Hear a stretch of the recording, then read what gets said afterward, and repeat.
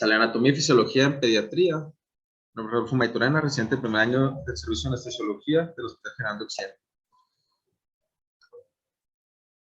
A manera de introducción, debe conocerse las diferencias fisiológicas, anatómicas, farmacológicas y psicológicas entre niños y adultos, prestando especial atención en los lactantes y prematuros y sobre todo los que tienen malformaciones congénitas. En cuanto a la relevancia de la vía aérea, los neonatos y prematuros tienen mayor riesgo y la incidencia en la vía aérea aumenta la morbilidad y mortalidad de estos.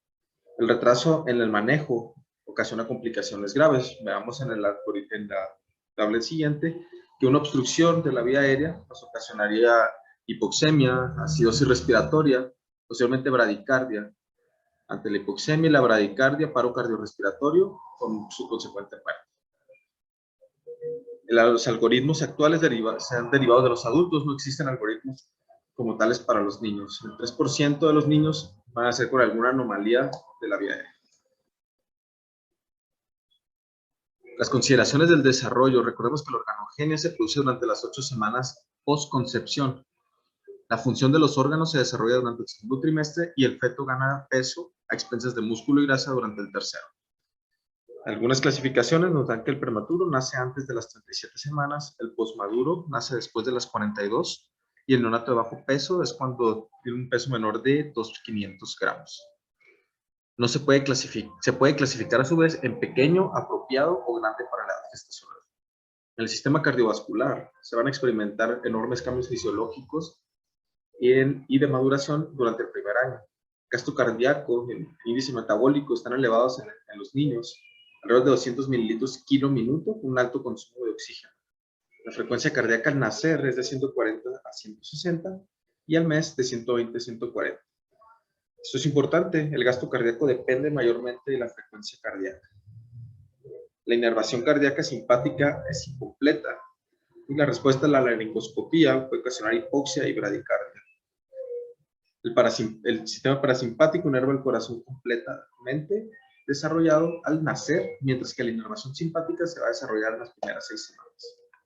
¿Qué características tiene? El aumento de la presión del lado izquierdo del corazón va a inducir el cierre mecánico del agujero ventricular. Esto durante la primera respiración.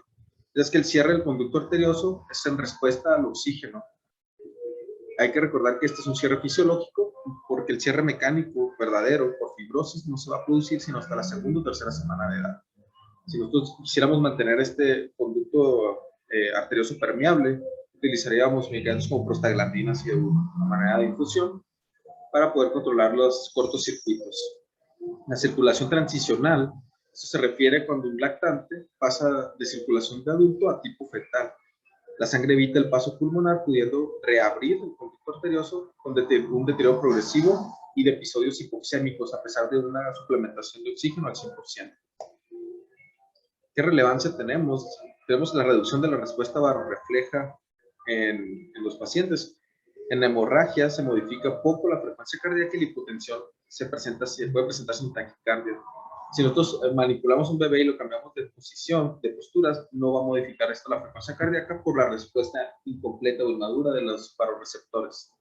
Están presentes, pero de manera inmadura. El árbol vascular responde a la hipovolemia con menos vasoconstricción, teniendo menos reservas de catecolaminas y respuestas a las catecolaminas exógenas, no va a ser de manera adecuada. La disminución a la contractilidad miocárdica ante depresores, como lo pueden ser anestésicos inhalatorios, hipoxia, hipercapnia o acidosis.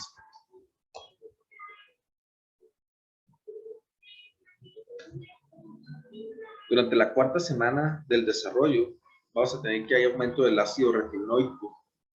Este va a aumentar la expresión del TBX4, que es un gen selector del desarrollo para el divertículo respiratorio.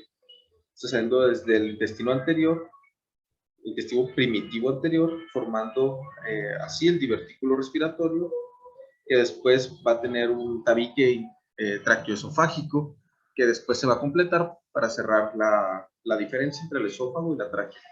El epitelio que cubre la laringe, tráquea, bronquios y pulmones será de origen endodérmico, mientras el tejido cartilaginoso, muscular, conectivo va a ser de origen mesodérmico visceral. El crecimiento de la tráquea o del divertículo va a ser tanto caudal como cefálico, formando al final, en su porción caudal, las yemas bronquiales primarias que van a dar origen a los pulmones. La laringe va a ser inervada por el nervio vago. En sus porciones del nervio laringeo superior, va a inervar las del cuarto arco, y el nervio laringeo recurrente, las del sexto arco. Ambas partes del nervio vago. Ramas. Los bronquios y pulmones, durante la quinta semana se constituyen los bronquios primarios derecho e izquierdo. Posterior a esto van a ir desarrollando 10 bronquios terciarios derechos y 8 bronquios terciarios izquierdos.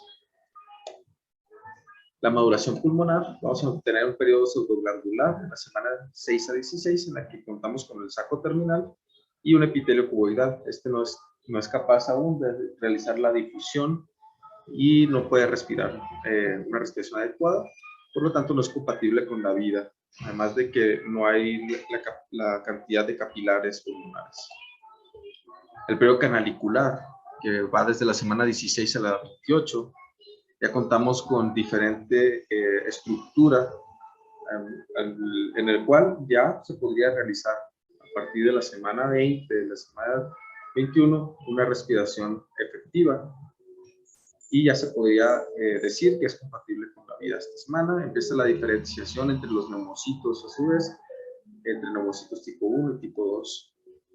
En el periodo sacular terminal, entre la semana 26 y 32, ya tenemos que están mayormente diferenciados los sacos terminales, el bronquio respiratorio y la llegada de los capilares pulmonares. La diferenciación entre los neumocitos tipo 1 y tipo 2, la síntesis del factor surfactante comienza a ser relevante en este periodo.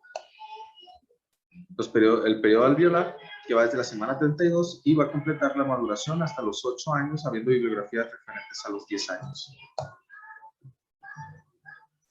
En cuanto al sistema hematológico, al momento del nacimiento, los primeros 3 días, contamos con 19 miligramos sobre decilitro.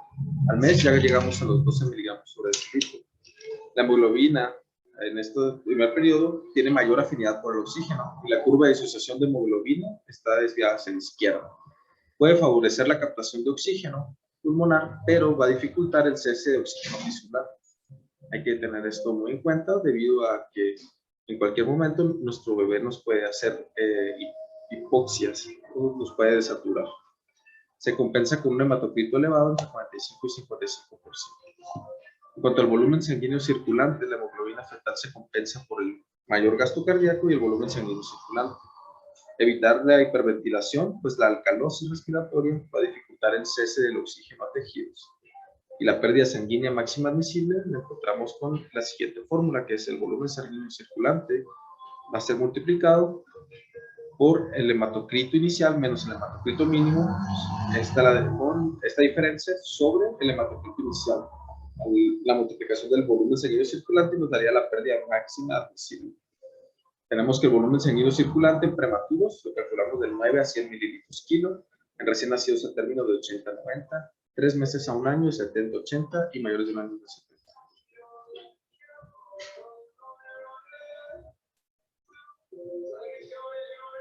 En cuanto a anatomía, las características, recordemos que los niños son respiradores nasales obligados, hasta los 6 meses. La lengua va a ser prominente y la altura de la glotis se encuentra a nivel de las cervicales 2 y 3. La epiglotis tiene una composición diferente y la laringe va a ser más estrecha. Podemos observar que la epiglotis tiene una forma de omega en la parte inferior de la cámara de la imagen y además de la forma más flexible de la epiglotis. La musculatura de la pared torácica distensible va a dar un escaso soporte a los pulmones. La confusión de los músculos intercostales y el diafragma van a estar horizontalizados. Esto va a dar una caja torácica con poco soporte y que va a tener una mayor elasticidad, ¿sí? Las fibras musculares de tipo 1 en el diafragma que proporcionan la capacidad para el ejercicio repetido van a estar disminuidas hasta los 2 años. Por esto, nuestros recién nacidos o nuestros pacientes menores de 2 años van a fatigarse más fácilmente ante un ejercicio repetitivo, como puede ser la taquipnea. Y esto va a ocasionar que al momento de cansarse dejen de ventilar y nos ocasionan apneas. Por eso las apneas en el recién nacido. Cuanto a diferencias relevantes, el tamaño de la lengua es mayor en relación a la broncofaringe, aumentando la probabilidad de oclusión. La laringe se encuentra más cefálica y por ello las palas ideales o las para la laringoscopía directa son más útiles que las curvas. La epiglotis diferente, es corta, gruesa, con forma de omega y angulada sobre la entrada laringea. Las cuerdas vocales anguladas hacia anterior y la laringe del lactante en forma de embudo con una porción más estrecha en el cartílago cricoides. ¿Cómo vamos a encontrar esto? Esto es un anillo glótico en el cual encontramos la comisura anterior, la parte superior, una banda ventricular, los cartílagos aretenoides, comisura posterior, el seno periforme, la cuerda vocal y el pliegue aritenoepiglótico. La apertura glótica más alta, prematuros a nivel de cervicales 3, en lactantes de C3 a C4, adultos C5, una comisura anterior inclinada, epiglotis angulada y forma de omega y más gruesa, como lo podemos observar en la imagen de la izquierda. A la izquierda de su pantalla, esa es la forma de omega que se menciona. Esto dificulta en muchas ocasiones la intubación del bebé. Aquí se pregunta, adulto, niño, neonato. Por la evidencia anatómica, en forma de omega claramente de la glotis, podemos observar que es un paciente neonato.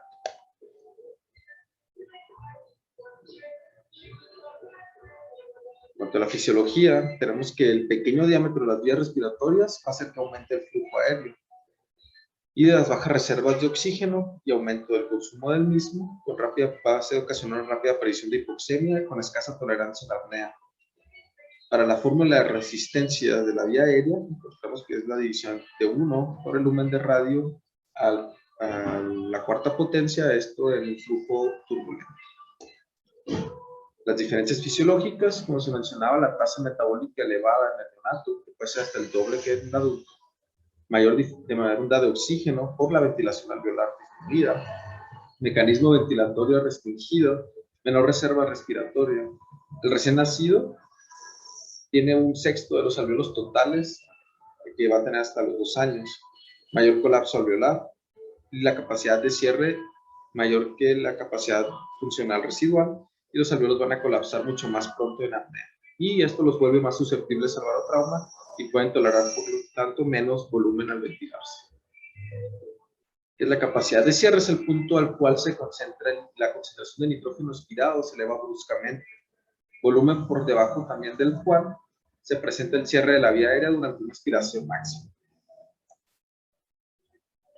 El volumen según edad, vamos a poner que el volumen corriente, que recordemos que es la cantidad de aire que expiramos normalmente, se va a calcular, por ejemplo, en kilogramos por 7, un niño de 3 kilos por 7 nos da 21 mililitros. Esto es una multiplicación por 70. El volumen nos daría alrededor de 490 mililitros. El volumen minuto va a ser la multiplicación entre el volumen corriente y la frecuencia respiratoria. Algunos valores normales en cuanto a la función pulmonar que nos competen: la ventilación minuto en los recién nacidos, lactantes de 1 año y adultos, que va desde 200 a 160, 175, 185 y 80 a 100. La frecuencia respiratoria también varía, va disminuyendo conforme ganamos edad. El volumen corriente, que lo vamos a calcular a base de mililitros kilo, de 6 a 8 en recién nacidos y lactantes, y de 7 a 8 en niños mayores y adultos. Recordemos que la presión intrapleural normal es negativa y durante la inspiración va a fluctuar entre -8 y -4 centímetros de agua. Durante la expiración va a fluctuar entre -4 y -2 centímetros de agua. Esto ante una caja torácica con poco soporte o inestable nos puede ocasionar respiraciones anormales y falla en la expiración.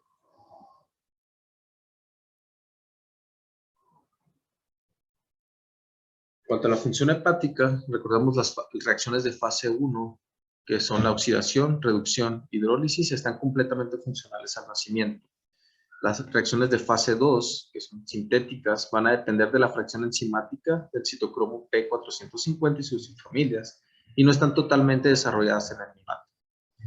A menor cantidad, la UDP-glucuronidtransferasa, una conjugación deficiente de glucurónidos que alcanzan los niveles normales hasta los 2 meses de vida, se añaden pericia fisiológica. En cuanto a las riñones, la función renal está disminuida por la baja perfusión, la baja presión de perfusión y la inmadurez. La maduración casi completa para las 20 semanas y se va a completar hasta los 2 años. Una capacidad reducida para excretar el agua libre y solutos en los recién nacidos y prolongan, por lo tanto, la semivida de nuestros fármacos que tienen excreción por filtración glomerular. Como lo observamos en la tabla, en la imagen de abajo, la tasa glomerular del adulto se va a ver disminuida en cuanto van disminuyendo los años, en muy prematuros es baja, pacientes con 2, 3, 6 y meses y hasta el año también nos encontramos con los completamente normal. El sistema gastrointestinal, al nacer el pH es gástrico es alcalino y se normaliza al segundo día. Incapacidad para coordinar la deglución y respiración que va a madurar hasta los 4 a 6 meses. Y una alta incidencia de reflujo gastroesofágico es frecuente en los neonatos. Recordemos que se vuelve patológico al afectar el medru o el desarrollo en nuestro niño. Y eso sería todo por mi parte.